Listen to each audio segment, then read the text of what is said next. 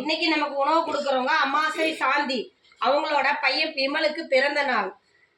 திரு விமல் அவர்களுக்கு நமது பாச அறக்கட்டளை பாச முதியோர் இல்லம் சார்பாக இனிய பிறந்த நாள் நல்வாழ்த்துக்கள்.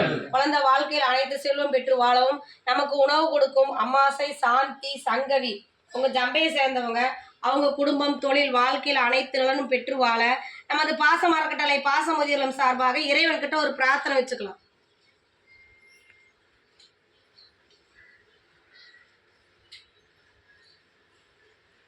திரு விமல் அவர்களுக்கு மீண்டும் ஒருமுறை இனிய பிறந்த நாள் நல்வாழ்த்துக்கள். உணவு வழங்கும் அமாசை சாந்தி சங்கவி அவர்களுக்கு நமது பாச அறக்கட்டளை சார்பாக நன்றிகளையும் வாழ்த்துக்களையும் தெரிவிச்சுக்கிறோம். இந்த நேரத்தில் அவங்களுக்கு நாம் ஒரு கோரிக்கை வைக்க போகிறோம். என்னன்னு கேட்டிங்கன்னா, நமது பாச அறக்கட்டளை பாச முதியோர் இல்லம் ஆரம்பித்து 2 வருடங்களை கடந்து 3வது வருடத்தில் போயிட்டு இருக்கோம்.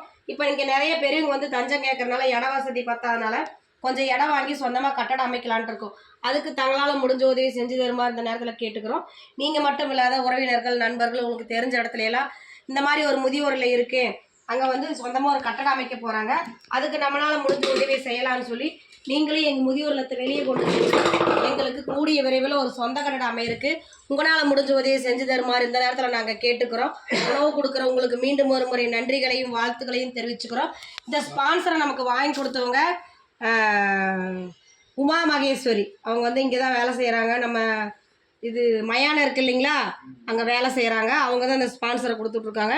அவங்களுக்கு இந்த நேரத்தில் நம்ம நன்றியை தெரிவிச்சுக்குவோம். வாழ்க வளத்துடன்.